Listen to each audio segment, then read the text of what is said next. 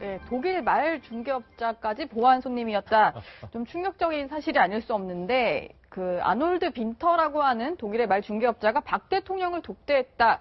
이런 이제 그 언론 인터뷰가 공개가 됐습니다. 사실은 청와대에서 그 특검이 압수수색을 거부한 당일에 이런 인터뷰가 나오니까 뭐 비교할 건 아니죠, 당연히. 뭔가 이제 자기네들의 수사를 위해서 오는 것을 막은 거랑 비교를 할 수 없겠지만 이 사람은 뭐 그 신원조회도 없이 외국인을 그냥 들이냐 이런 얘기가 나오더라고요.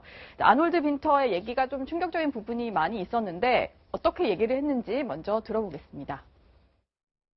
Und dann haben wir auch einen Abend die Präsidentin besucht. Echt?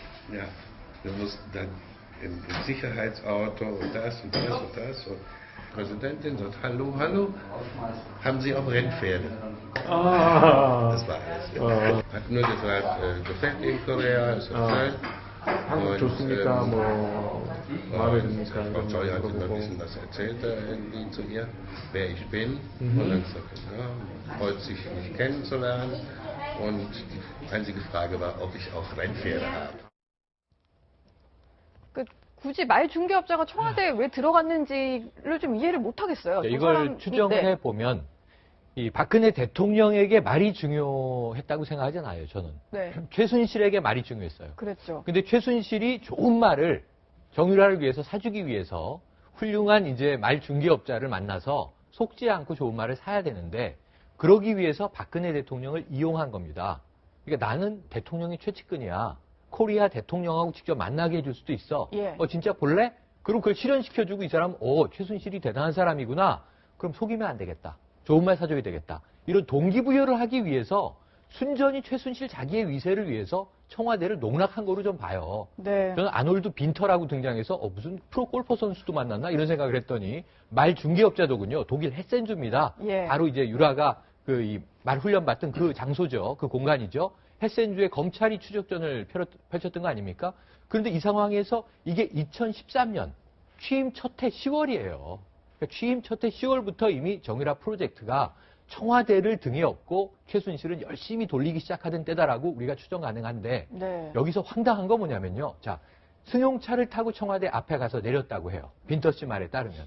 그리고 8인승 승합차로 갈아타고 청와대를 들어갔는데 아무런 검열, 조사, 뭐 얼굴 확인 없었다. 그냥 프리패스했다. 우리가 그동안 얘기한 대로.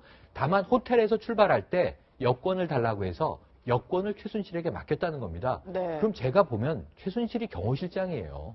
최순실이 청와대 경호실장이잖아요, 지금. 경호실은 아무런 역할을 못해요. 최순실이 차에 타라고 하면 타고 내리라고 하면 내리고 갈아타라고 하면 갈아타고 거기에 또 뭐 이영선 행정관이나 안봉근 당시 비서관이 관여했는지 모르겠습니다만 네. 어쨌든 대통령 코앞까지 그냥 가는 거예요. 아놀드 빈터 우리가 알고 있었습니까? 뭐 국제적인 명사입니까? 세계적인 다국적 기업의 CEO입니까?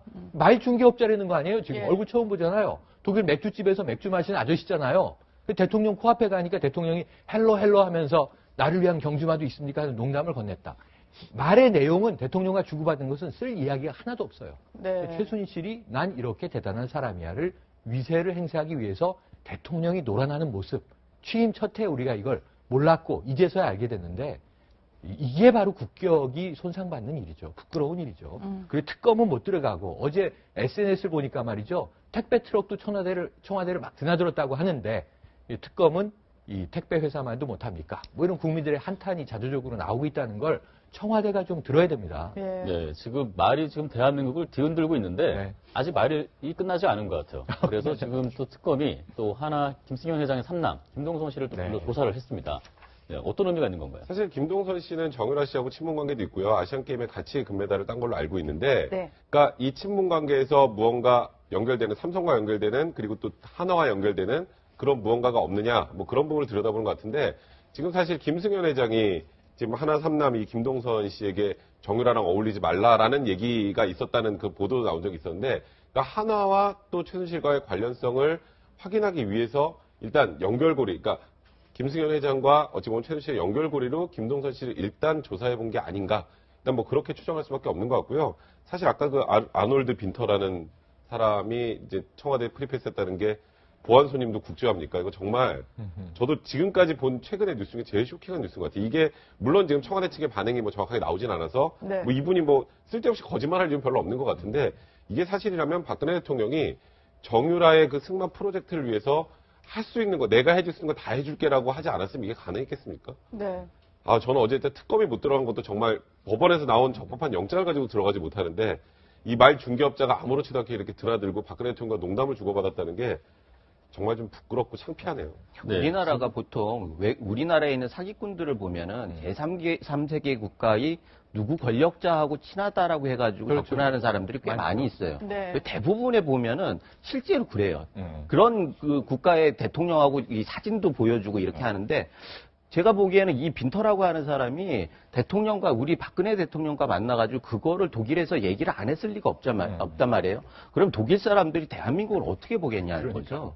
그런 면에서 굉장히 아까 국격 말씀하셨는데 국격이 아니라 망신입니다. 이거는. 그렇죠. 네, 지금 최순실 국정농단 사태와 특검 조사, 그 탄핵이 지금 점점 클라이막스로 치닫고 있습니다.